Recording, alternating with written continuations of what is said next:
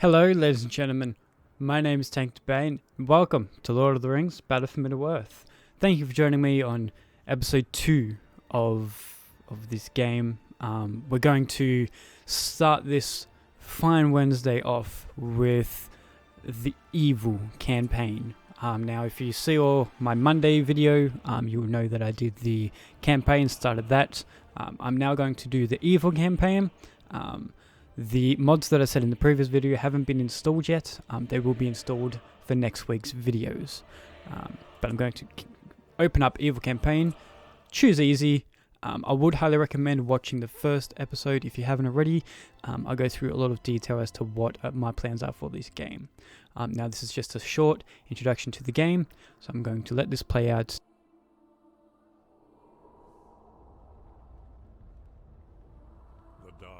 Sauron must reclaim the One Ring. With its power unleashed, he will dominate all of Middle-Earth. Only Gondor lies between Mordor and the lands beyond. Once it falls, all of Middle-Earth shall be Sauron's. Rohan, the lands of the Horse Lords. Soon these lands will have a new master. So the first one is Isengard's army in Isengard, if you couldn't tell. Gonna click this right here, let it all play out. Isengard, once allied to Gondor, this land now serves a new master, the Dark Lord Sauron.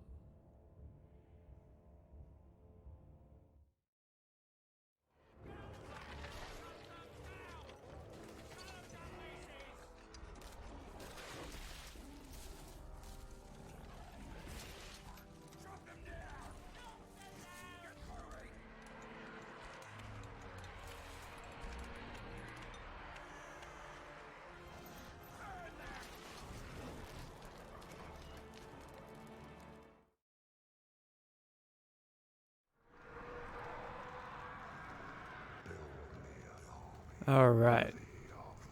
So, oh mate, this is awesome. Now with this one, I would highly recommend checking the objectives because it tells you what you do. Again, if you haven't seen the first video, I'll go over quickly what my plans are for this game and what my plans are for all of this stuff and everything.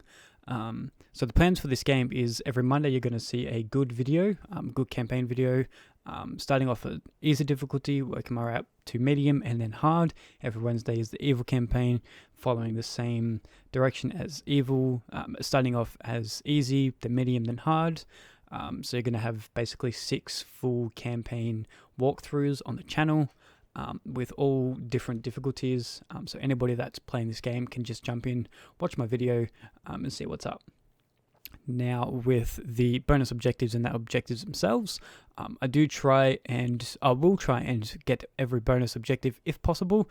If I can't get them, then it doesn't really bother or worry me at any point, but I will look at them at the start and see if I can do them, or maybe later on in the video during the campaign and see what I need to do.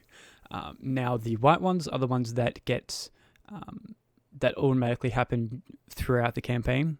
So chop down trees, and then you get foundations for building that automatically happens. Building 100 Urux that automatically happens.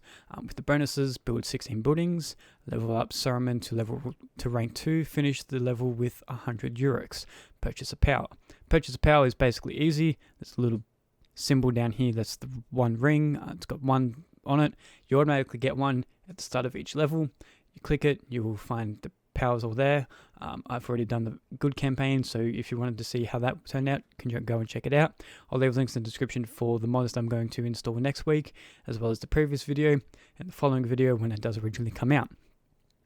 Now, with the finished level with 100 Urux, build 16 buildings and level up Saruman to rank 2, it's pretty simple. You first build 16 buildings, so chop down every tree inside first, build 16 buildings, whether it be farms, whether it be the army camps, whether it be anything like that. Build every building you possibly can. finish level with 100 Urics. Basically just build every Uric that you can. See the thing down here that's got 40 out of 300. Make sure that is 300 out of 300, or the highest you can out of 300. That way you can get all the Urics. It can be over 100 Urics. That have to be exactly 100 Urics. As long as you've got 100 or over. An easy way to get Saruman to rank 2 is by sending him out and killing as many people as possible before sending out any Urics. I will show you in the campaign during this video, but just a heads up as to what I'm going to do. So now, get into the game itself. First thing we'll do, click the power option. You've got the War Chant or the Vision of the Palantir, I don't know, which is spawn enemy forces, or get 150 plus damage, 50 plus armor to targeted units. So this one is basically just an area of effect, which in certain units in the area will get affected by that. This is spawned in the enemy forces, which is really good for later on. So we'll click that now. So basically once it's happened, you go over here to like a dark area, you click it, it reveals what's happened. So if you know the map layout, then you can easily kind of figure it out, figure where everybody is, and work your way from there. Now all these guys will carry wood to these places, which are the lumber mills. This is a laborer, which the more you have, the much easier it is to get all the trees down. You can go this way as well outside. You don't need to have 100 Urics done straight away. You don't need to have, all the trees cut down. So I would recommend cutting. I would recommend cutting all the trees down, just so you can get enough resources, so you can make more Uric pits and more farms and everything. So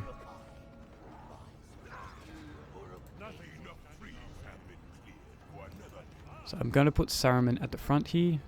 There isn't a gate here for some reason. Don't know why they didn't build it in the game and in the movie, but there isn't anything here, so it doesn't really matter. What I do like to do is get these guys and go over this way. It's a really bad idea because of the potential of ants, which are movable trees, which talk and everything. Alright, so let me just go lumber mill. Let's go with a Uric pit over here. There is another one. I think it's this one, Devastation. Once you get 3 points, use it and it clears out all the trees. You get the resources from it as well. So if need need that, then that's really awesome as well. You won't get three of these things powers in this level, but here you can see there's elves and yeah.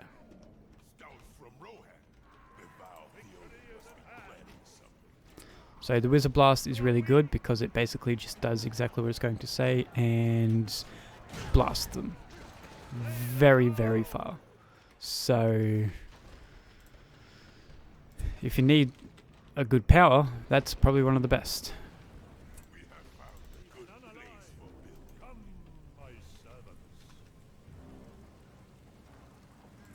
So now I'll use this power over here to see what's going on. As you can see, there's elves over here. You can also go over this way. You can go down here, this direction. So from here, it does expand out a bit more. So you will be able to go that way a bit further. A bunch of horsemen come this way. So you can either send out the pikemen this way first, see what's up. Do that first, and then you can kind of go from there. So I like to build at least half Uric pits and half lumber mills, just so you've got that 50-50 range of, resources to orcs, and then orcs to resources and everything.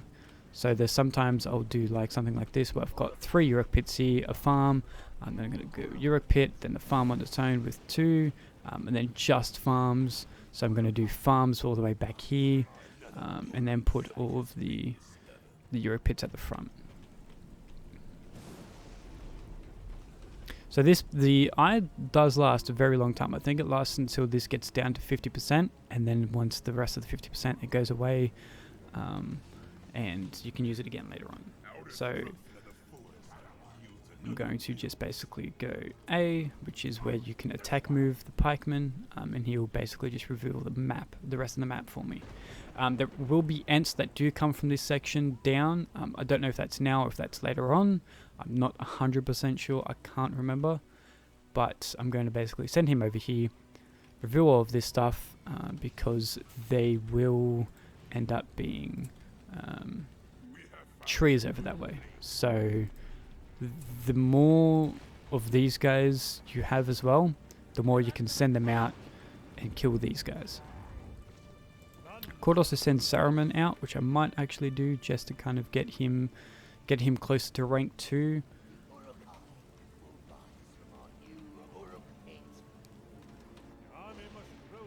There is also a black area over here, so I might get 2 of these guys to go this way. If he can go that way, of course.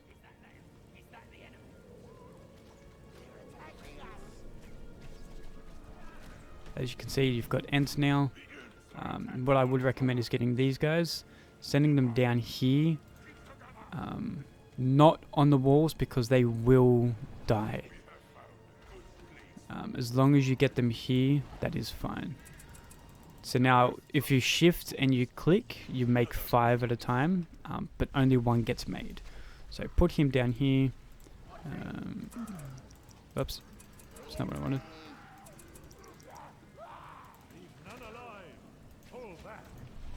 So I'm going to get Saruman to kill these elves first, as much as they're absolutely not worth it. But I will get him to come over this way. So as you can see here, when Ents catch on fire like that, they just continue getting burnt. So if possible, burn them first, because then they will just continue burning.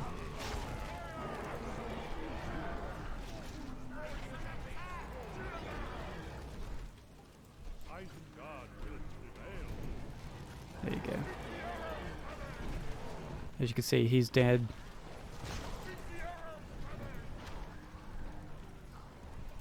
These guys are almost dead.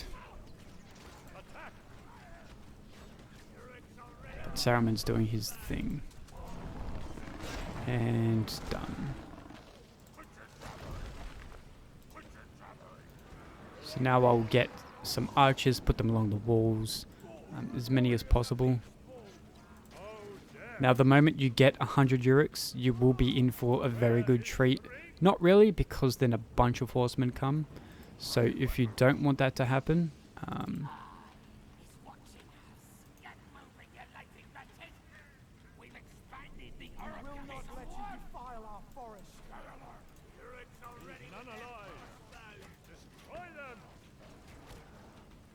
alright, so you've got all of this. Go here. Oops. Send out more. So basically I use 1 for crossbowman and 1 for Uruk-hai itself. And then I just get him to go out here. There's 2 more left, not too bad.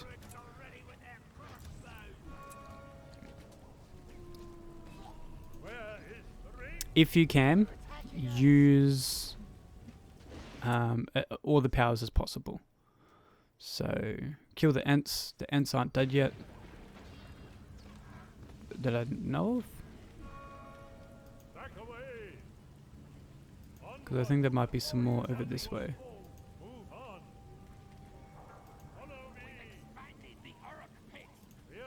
No. Yeah, there they are.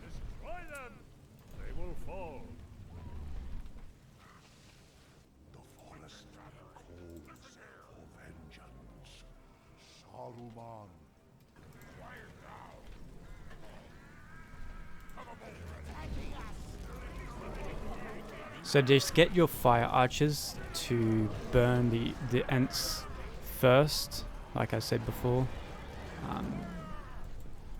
Nothing will stand in our way.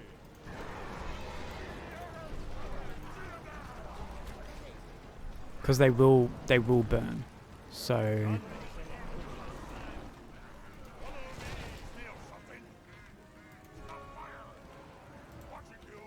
you can also link crossbowmen with swordsmen. I don't recommend it because it's absolutely pointless.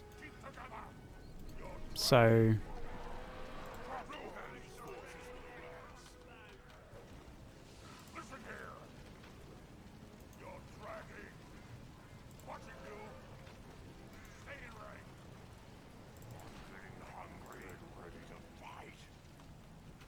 and you go one. Oh, there we go.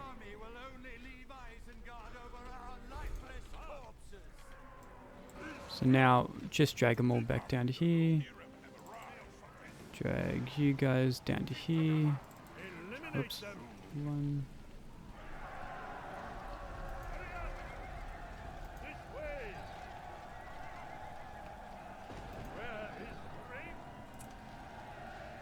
So it's a very small area, but if you do use them, kind of use them now, in a way. Boom.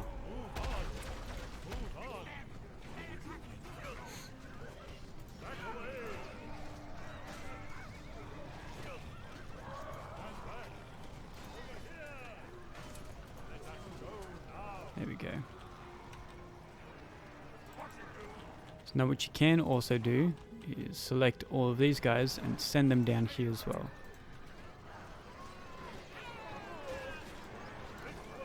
And use that one.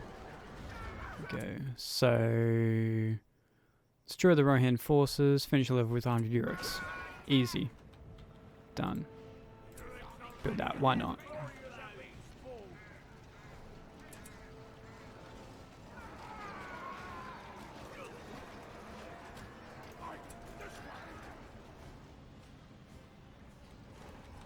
The pikemen are also really good for against cavalry as well. So if you had saved up all those pikemen, you could have put them at the front, and the horsemen would have just kind of rushed in and killed themselves, basically.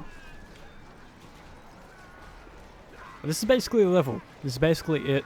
It can be a lot shorter if you just build the stuff. You don't have to worry about the bonus objectives. You don't have to worry about anything like that.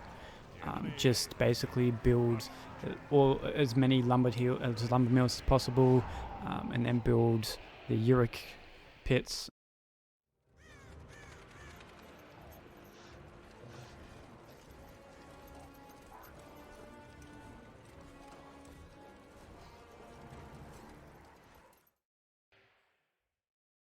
But that's it. But that's the video. That's the first one. I know it wasn't very long, like the other ones as well, but yeah.